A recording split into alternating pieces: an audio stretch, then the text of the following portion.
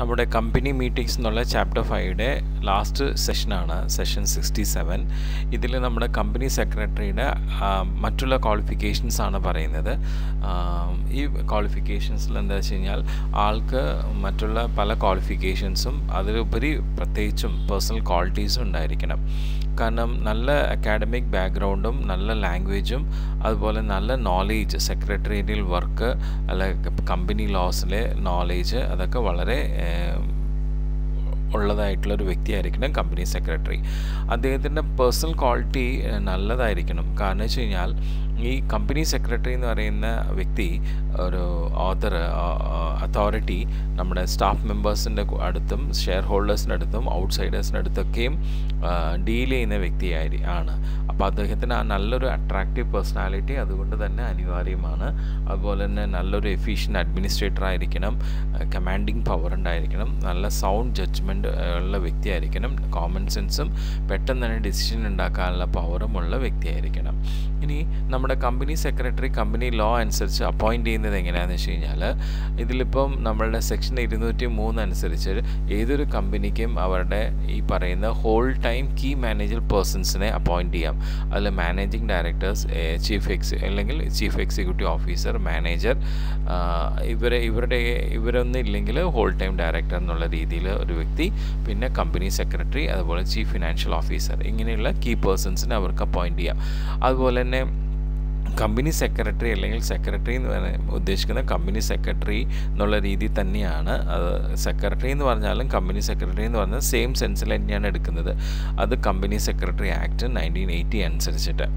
അപ്പം ഈ പറയുന്ന പോലെ നമ്മളുടെ അമെൻമെൻ്റ് ഒക്കെ വന്ന് നമ്മളുടെ ഈ പറയുന്ന company appointment and remuneration of manager പേഴ്സൺസിൻ്റെ റൂൾ 2014 അനുസരിച്ച് ഏതൊരു ലിസ്റ്റഡ് കമ്പനിയും അത് മാത്രമല്ല പബ്ലിക് കമ്പനിയും അവരുടെ paid up capital 10 crore rupees കൂടുതലാണെങ്കിൽ അവർ ഈ whole time key manager persons ആയിട്ട് ചീഫ് എക്സിക്യൂട്ടീവ് ഓഫീസർ അല്ലെങ്കിൽ മാനേജിങ് ഡയറക്ടർ അല്ലെങ്കിൽ മാനേജർ, കമ്പനി സെക്രട്ടറി, അങ്ങനെയുള്ള പിന്നെ ബാക്കി കുറേ വ്യക്തികൾ കൂടി ഉണ്ട്. അവരെ കീ മാനേജർ പേഴ്സൺസ് ആയിട്ട് അവർക്ക് അപ്പോയിൻറ്റ് ചെയ്യാമെന്നാണ് പറഞ്ഞേക്കുന്നത്. ഇനി നമ്മളുടെ ഈ പബ്ലിക് കമ്പനി അതുപോലെ ലിസ്റ്റഡ് കമ്പനിയിൽ നമ്മൾ whole time directors, chief financial officer, ഈ കമ്പനി സെക്രട്ടറി കൂടാതെ പിന്നെ മറ്റുള്ള ഓഫീസേഴ്സ്, അത് നമ്മുടെ ഡയറക്ടറിന് ഒരു ലെവൽ താഴെയായിട്ട് ഹോൾ ടൈം എംപ്ലോയീസ് ആയിട്ട് നമുക്ക് കീ മാനേജർ പേഴ്സൺസ് ആയിട്ട് അപ്പോയിൻറ്റ് ചെയ്യാം. പിന്നെ മറ്റുള്ള ഓഫീസേഴ്സിനൊക്കെ പ്രിസ്ക്രൈബ് മാനറിൽ അപ്പോയിൻറ്റ് ചെയ്യാം. അപ്പോൾ നമ്മളുടെ കമ്പനി ആക്ട് 2013 അനുസരിച്ചിട്ട് നമ്മൾ പറഞ്ഞിരുന്നത് ഏതൊരു ലിസ്റ്റഡ് കമ്പനിയും അതുപോലെ പബ്ലിക് കമ്പനിയും അതിന് paid up share capital 10 crores above ഉണ്ടെങ്കിൽ അവർ തീർച്ചയായിട്ടും ഹോൾ ടൈം എംപ്ലോയ്മെൻ്റ് ആയിട്ട് ഒരു കമ്പനി സെക്രട്ടറിയെ നിയോഗിക്കണം എന്നായിരുന്നു. ഇനി 10 crore rupees ഷെയർ ക്യാപിറ്റൽ കുറവുള്ള പബ്ലിക് കമ്പനീസും പ്രൈവറ്റ് കമ്പനീസിനും കമ്പനി സെക്രട്ടറി വേണ്ട എന്നായിരുന്നു. അപ്പോൾ ഇതിനെക്കുറിച്ച് ഒരുപാട് ഡിബേറ്റ്സും കാര്യങ്ങളൊക്കെ നടന്നിരുന്നു. അങ്ങനെ നമ്മളുടെ മിനിസ്ട്രി ഓഫ് കോർപ്പറേറ്റ് അഫയേഴ്സ് എന്ത് ചെയ്തു വെച്ച് കഴിഞ്ഞാൽ 2014 ജൂൺ 9 ഒഫീഷ്യൽ ഗസറ്റിൽ amendment company appointment remuneration manager person rule 2014 amendment കൊണ്ടുവന്ന് നമ്മുടെ കമ്പനി സെക്രട്ടറിയുടെ അപ്പോയിൻമെൻറ്റിനെ കുറിച്ചുള്ള ഭേദഗതി വരുത്തി. അപ്പോൾ അതനുസരിച്ചിട്ട് ഏതൊരു കമ്പനിയുടെ paid up share capital 5 crores അതിന് മുകളിലാണെങ്കിൽ അവർ നിർബന്ധമായിട്ട് ഹോൾ ടൈം ഒരു കമ്പനി സെക്രട്ടറി നിയോഗിക്കണം എന്നുള്ള തീരുമാനമായി. അപ്പോൾ അത് പബ്ലിക് കമ്പനി ആയിക്കോട്ടെ പ്രൈവറ്റ് കമ്പനി ആയിക്കോട്ടെ എല്ലാ കമ്പനിയിലും കമ്പനി സെക്രട്ടറി വേണം എന്നുള്ള രീതിയിലായി. ഇനി നമ്മളുടെ കമ്പനി സെക്രട്ടറിയുടെ ലീഗൽ പൊസിഷൻസ് എന്തൊക്കെയാണെന്നുള്ളത് നോക്കാം. ഒരു കമ്പനി സെക്രട്ടറി എന്ന് പറയുന്നത് 3 രീതിയിലാണ് നിലകൊള്ളുന്നത്. സെർവൻറ്റ് ഓഫ് ദ കമ്പനി എന്ന രീതിയിലും, ഏജൻറ്റ് ഓഫ് ദ കമ്പനി എന്ന രീതിയിലും, ഓഫീസർ ഓഫ് ദ കമ്പനി എന്ന രീതിയിൽ. ഇനി സെർവൻറ്റ് ഓഫ് ദ കമ്പനി എന്ന രീതിയിൽ നമ്മളുടെ ഡയറക്ടേഴ്സിൻ്റെ ഇൻസ്ട്രക്ഷൻസ് അനുസരിച്ചിട്ട് നമ്മളുടെ ഈ സെക്രട്ടറി എന്ത് ചെയ്യുന്നുണ്ട്, കമ്പനീൻ്റെ സെർവൻ്റായിട്ട് ആക്ട് ചെയ്യുന്നു. ഇനി ഏജൻറ്റ് ഓഫ് ദ കമ്പനി എന്നുള്ള രീതിയിൽ ചീഫ് അഡ്മിനിസ്ട്രേറ്റീവ് ഓഫീസർ എന്നുള്ള ഒരു ഭാഗമാണ് അദ്ദേഹം പെർഫോം ചെയ്യുന്നത്. അപ്പം അതനുസരിച്ച് ഈ പറയുന്ന കമ്പനി സെക്രട്ടറിക്ക് കമ്പനിയുടെ ബിഹാഫായിട്ട് ഏതൊരു കോൺട്രാക്റ്റിലും എൻ്റർ ചെയ്യാനുള്ള പവർ ഉണ്ട്. അതാണ് ഏജൻറ് ഓഫ് ദ കമ്പനി എന്നുള്ള രീതിയിൽ വരിക. പിന്നെ ഓഫീസർ ഓഫ് ദ കമ്പനി എന്നുള്ള രീതിയിൽ ഒരു ചീഫ് ഓഫീസറായിട്ടാണ് നിലകൊള്ളുന്നത്. എല്ലാ അഡ്മിനിസ്ട്രേറ്റീവ് മിനിസ്റ്റീരിയൽ ആയിട്ടുള്ള വർക്ക് രജിസ്റ്റേർഡ് ആയിട്ടുള്ള ഓഫീസിൽ നിന്നുകൊണ്ട് അദ്ദേഹത്തിന് ചെയ്യാനായിട്ട് പറ്റും. അത് നമ്മളുടെ സെക്രട്ടറിയുടെ സൂപ്പർവിഷൻ ഗൈഡൻസിലാണ് ഇത് നടക്കുന്നത്. ഇനി നമ്മുടെ കമ്പനി സെക്രട്ടറിയുടെ ഡ്യൂട്ടീസ് എന്തൊക്കെയാണ്? നമ്മുടെ കമ്പനി സെക്രട്ടറിക്ക് ഒരുപാട് വെരി വൈഡ് ഡ്യൂട്ടീസ് ആണുള്ളത്. അത് നമ്മളുടെ കമ്പനിയുടെ സൈസ് ആൻഡ് നേച്ചർ അനുസരിച്ചാണ്. വലിയൊരു ഓർഗനൈസേഷനിലാണെങ്കിൽ ഒരുപാട് ലീഗൽ മാറ്റേഴ്സ് ആയിരിക്കും അദ്ദേഹം ഡീൽ ചെയ്യുന്നത്. ചെറിയൊരു ഓർഗനൈസേഷൻ ആണെങ്കിൽ ഡേ ടു ഡേ അഡ്മിനിസ്ട്രേഷൻ വർക്കുകൾ അദ്ദേഹം ശ്രദ്ധിക്കുന്നുണ്ടാവും. സോ ഈ പറയുന്ന കമ്പനി സെക്രട്ടറിയുടെ ഡ്യൂട്ടി എന്ന് പറയുന്നത് അത് കമ്പനിക്ക് വേണ്ടിയിട്ടും ബോർഡ് ഓഫ് ഡയറക്ടേഴ്സിന് വേണ്ടിയിട്ടും ഓഫീസിന് വേണ്ടിയിട്ടും സ്റ്റാഫ്സിന് വേണ്ടിയിട്ടും ഷെയർ ഹോൾഡേഴ്സിന് വേണ്ടിയിട്ടൊക്കെയാണ് ചെയ്യുന്നത്. അപ്പോൾ അങ്ങനെ നമ്മുടെ കമ്പനി സെക്രട്ടറി നമ്മുടെ കമ്പനിയെയും അതുപോലെ board of directors, share holders, government and regulatory authorities ഇവരൊക്കെ ബന്ധിപ്പിക്കുന്ന ഒരു വൈറ്റൽ ലിങ്കായിട്ടാണ് ഫോം ചെയ്യുന്നത്. ഇദ്ദേഹത്തിൻ്റെ ആ ഡ്യൂട്ടീസ് നമുക്ക് എന്തൊക്കെയാണെന്നുള്ളത് കൃത്യമായിട്ട് നോക്കാം. അപ്പോൾ കമ്പനി സെക്രട്ടറിയുടെ ഡ്യൂട്ടീസ് എന്തൊക്കെയാണ്? ഇത് എക്സാമിന് ചോദിക്കാവുന്നൊരു ഇതാണ്. അതായത് ഒരു കമ്പനി ഇൻകോർപ്പറേറ്റ് ചെയ്യുമ്പോൾ അതിൻ്റെ പ്രൊമോഷൻ, ഫോർമേഷൻ, അതെല്ലാം അതിന് റിലേറ്റഡ് ആയിട്ടുള്ള മാറ്റേഴ്സൊക്കെ അദ്ദേഹം ഡീൽ ചെയ്യുന്നുണ്ടാവും. പിന്നെ നമ്മളുടെ ഈ പറയുന്ന filing, registering any document including forms, returns, applications by and on behalf of the company as an authorised representative. അതായത് കമ്പനിക്ക് വേണ്ടി കമ്പനിയുടെ പല ഡോക്യുമെൻറ്റേഷൻസും ഫയൽ ചെയ്യുന്ന, രജിസ്റ്റർ അതിൻ്റെ ഡോക്യുമെൻറ്റ്സ് രജിസ്റ്റർ ചെയ്യുന്നതിൻ്റെ ഒക്കെ കാര്യങ്ങൾ നോക്കുന്ന കമ്പനി സെക്രട്ടറിയാണ്. പിന്നെ maintenance of secretarial records, statutory books and registers, പിന്നെ arranging board meeting and general meeting and preparing minutes therefore, പിന്നെ all work related to shares and transfer and transmission, പിന്നെ advising the company on matters related to legal aspects. ഇപ്പോൾ സിബിയുടെ ആക്ടിനെ കുറിച്ച്, depository ആക്ടിനെ കുറിച്ച്, foreign exchange management ആക്ടിനെ കുറിച്ചുള്ള ബോധവൽക്കരണം കമ്പനിക്ക് advice ചെയ്യുന്നത് കമ്പനി സെക്രട്ടറിയാണ്. പിന്നെ കമ്പനിയുടെ ബിഹാഫ് റെപ്രസെൻ്റ് ചെയ്ത് ഈ പറയുന്ന representing on behalf of company and other persons before company law board. Company law ബോർഡിന് മുമ്പാകെ ആ കമ്പനിയുടെ റെപ്രസെൻറ്റേറ്റീവ് ആയിട്ട് വരുന്നത് കമ്പനി സെക്രട്ടറിയാണ്. അതുപോലെ തന്നെ രജിസ്റ്റർ ഓഫ് കമ്പനീസും നാഷണൽ കമ്പനി ലോ ട്രൈബ്യൂണലിന് മുമ്പാകെയൊക്കെ ആ കമ്പനിയുടെ റെപ്രസെൻറ്റേറ്റീവ് ആയിട്ട് കമ്പനി സെക്രട്ടറിയാണ് പോകുന്നത്.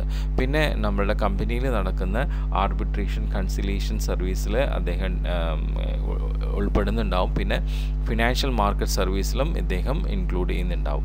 പിന്നെ deal with finance and accounting services, നമ്മുടെ കമ്പനിയുടെ ഫിനാൻഷ്യൽ ആൻഡ് അക്കൗണ്ടിങ് സർവീസായിട്ട് ഡീൽ ചെയ്യുന്നുണ്ട്.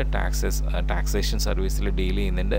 മാനേജ്മെൻറ്റ് സർവീസസിൽ ഡീൽ ചെയ്യുന്നുണ്ട്. അങ്ങനെ കമ്പനി റിലേറ്റഡ് ആയിട്ടുള്ള എല്ലാ കാര്യങ്ങളും അദ്ദേഹത്തിന് ഡ്യൂട്ടീസ് ഉള്ളതാണ്. അപ്പോൾ കമ്പനിയുടെ പല ഡ്യൂട്ടീസിൻ്റെ കാര്യങ്ങൾ നമ്മുടെ കമ്പനി സെക്രട്ടറിക്ക് ഉള്ള കാര്യങ്ങൾ നമ്മൾ ഡിസ്കസ് ചെയ്തു ജനറലായിട്ട്. ഇനി ഇത് കൂടാതെ നമ്മുടെ appointment and remuneration of managerial personal rule 2014 അനുസരിച്ച് നമ്മളുടെ കമ്പനി സെക്രട്ടറിക്ക് അഡീഷണൽ ആയിട്ടുള്ള കുറേ ഡ്യൂട്ടീസും കൂടി വരുന്നുണ്ട്. അതിലെന്താ വെച്ച് കഴിഞ്ഞാൽ നമ്മുടെ കമ്പനിയുടെ ഡയറക്ടേഴ്സിന് അവരുടെ ഡ്യൂട്ടീസ്, റെസ്പോൺസിബിലിറ്റീസ്, പവേഴ്സൊക്കെ പ്രോപ്പറായിട്ട് യൂട്ടിലൈസ് ചെയ്യാനുള്ള ഗൈഡൻസ് കൊടുക്കുക. അതുപോലെ ജനറൽ ബോഡി മീറ്റിംഗ്സ് ഫെസിലിറ്റേറ്റ് ചെയ്യുക. അതുപോലെ തന്നെ എല്ലാ board meetings, committee meetings, general meetings ഒക്കെ അറ്റൻഡ് ചെയ്യുക. അതിൻ്റെ മിനിറ്റ്സ് എല്ലാം പ്രോപ്പറാക്കുക. പിന്നെ അതുപോലെ തന്നെ ബോർഡിൻ്റെ അപ്രൂവൽസ്, ജനറൽ മീറ്റിങ്ങിൻ്റെ അപ്രൂവൽസ്, ഗവൺമെൻറ്റിൻ്റെ അപ്രൂവൽസ്, മറ്റുള്ള പല അതോറിറ്റീസിൻ്റെ അപ്രൂവൽസ് എല്ലാം ഫോം ചെയ്യുന്നതിന് സഹായിക്കുക. പിന്നെ to represent before various regulators and authorities in connection with the discharge of various duties under the Act. ഓരോരുത്തരുടെ ആക്റ്റുകൾ അത് കൃത്യമായിട്ട് അവർ നിർവഹിക്കുന്നുണ്ട്, ഓരോരുത്തരുടെ അതോറിറ്റീസ് അവർ കൃത്യമായിട്ട് നിർവഹിക്കുന്നുണ്ടോ എന്നുള്ളത് ഉറപ്പ് വരുത്തേണ്ടത് നമ്മുടെ കമ്പനി സെക്രട്ടറിയാണ്. പിന്നെ അതുപോലെ തന്നെ നമ്മുടെ ബോർഡിനെ കമ്പനിയുടെ അഫയേഴ്സ് പ്രോപ്പറായിട്ട് കണ്ടക്ട് ചെയ്യാനായിട്ട് സപ്പോർട്ട് ചെയ്യുക. അതുപോലെ ബോർഡിനെ നല്ല കോർപ്പറേറ്റ് ഗവർണൻസ് ഉറപ്പുവരുത്താനായിട്ട് അഡ്വൈസ് ചെയ്യുക, അസിസ്റ്റ് ചെയ്യുക. അതുപോലെ തന്നെ നമ്മുടെ കോർപ്പറേറ്റ് ഗവർണൻസിൽ എന്തൊക്കെ നല്ല പ്രാക്ടീസസ് കൊണ്ടുവരാൻ പറ്റും എന്നുള്ളത് അഡ്വൈസ് ചെയ്യുക, അസിസ്റ്റ് ചെയ്യുക, അത് ഉറപ്പുവരുത്തുക. അതുപോലെ തന്നെ നമ്മളുടെ ആക്ട് അനുസരിച്ച് സ്പെസിഫൈഡ് ആയിട്ടുള്ള ഡ്യൂട്ടീസ് ഡിസ്ചാർജ് ചെയ്യുക. അതുപോലെ തന്നെ നമ്മുടെ ബോർഡിന് സമയാസമയത്ത് ഓരോ ഡ്യൂട്ടീസ് അസൈൻ ചെയ്യുക. ഇതൊക്കെ നമ്മളുടെ കമ്പനി സെക്രട്ടറിക്ക് വരുന്ന അഡീഷണൽ ആയിട്ടുള്ള ഡ്യൂട്ടീസാണ്. ഇനി നമ്മുടെ കമ്പനി സെക്രട്ടറിയുടെ റൈറ്റ്സിനെ കുറിച്ചാണ് പറയുന്നത്. ഈ കമ്പനി സെക്രട്ടറി ഒരു സീനിയർ ഓഫീസറാണ് കമ്പനിയുടെ. അപ്പോൾ അദ്ദേഹത്തിന് ചില റൈറ്റ്സ് അദ്ദേഹത്തിൻ്റെ കമ്പനിയായിട്ടുള്ള എഗ്രിമെൻ്റ് അനുസരിച്ച് ഫോം ചെയ്യുന്നുണ്ട്.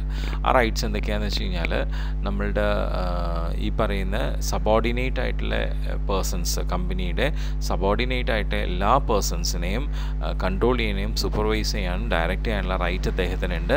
അതുപോലെ തന്നെ നമ്മളുടെ ബോർഡ് മീറ്റിംഗ്, ജനറൽ മീറ്റിംഗ് ഒക്കെ അറ്റൻഡ് ചെയ്യാനുള്ള റൈറ്റ് ഉണ്ട്. അതുപോലെ തന്നെ കമ്പനിയുടെ ബിഹാഫിൽ ഏത് കോൺട്രാക്റ്റിൽ സൈൻ ചെയ്യാനുള്ള റൈറ്റ് ഉണ്ട്. അതുപോലെ തന്നെ subject to the approval of the board of directors of the company അതുണ്ട്. അപ്പോൾ ബോർഡ് ഓഫ് ഡയറക്ടേഴ്സ് അപ്രൂവ് ചെയ്ത ശേഷം മാത്രമേ കമ്പനിയുടെ ബിഹാഫിൽ നിന്ന് ഏതെങ്കിലും കോൺട്രാക്റ്റിൽ അദ്ദേഹത്തിന് സൈൻ ചെയ്യാനുള്ള റൈറ്റ്സ് കിട്ടുന്നുള്ളൂ. ഇപ്പം നമ്മളുടെ ഈ പറയുന്ന കമ്പനിയിൽ ഉള്ള ഓഫീസേഴ്സ് കമ്പനിയുടെ ഇൻട്രസ്റ്റിന് എഗെയിൻസ്റ്റ് ആയിട്ടാണ് വർക്ക് ചെയ്യുന്നുണ്ടെങ്കിൽ അവർക്ക് വേണ്ട പ്രോപ്പർ ഗൈഡൻസ് കൊടുക്കാനുള്ള റൈറ്റ് ഈ കമ്പനി സെക്രട്ടറിക്ക് ഉണ്ട്.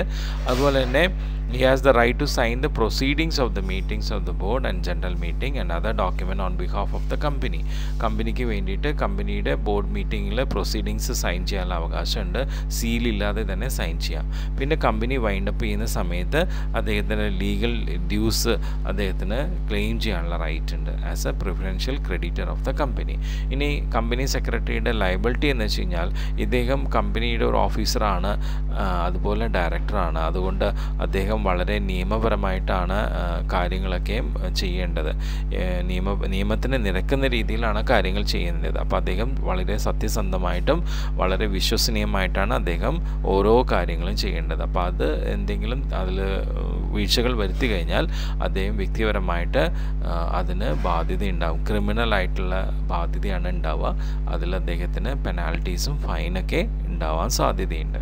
അപ്പോൾ അതൊക്കെയാണ് കമ്പനി സെക്രട്ടറിയുടെ ലയബിലിറ്റി. അപ്പം duties, rights and liabilities of company സെക്രട്ടറിന്ന് എക്സാമിന് ചിലപ്പോൾ ചോദിക്കാൻ സാധ്യതയുണ്ട്. അപ്പോൾ ഇതോടെ നമ്മുടെ ചാപ്റ്റർ 5 കംപ്ലീറ്റ് ആവുകയാണ്.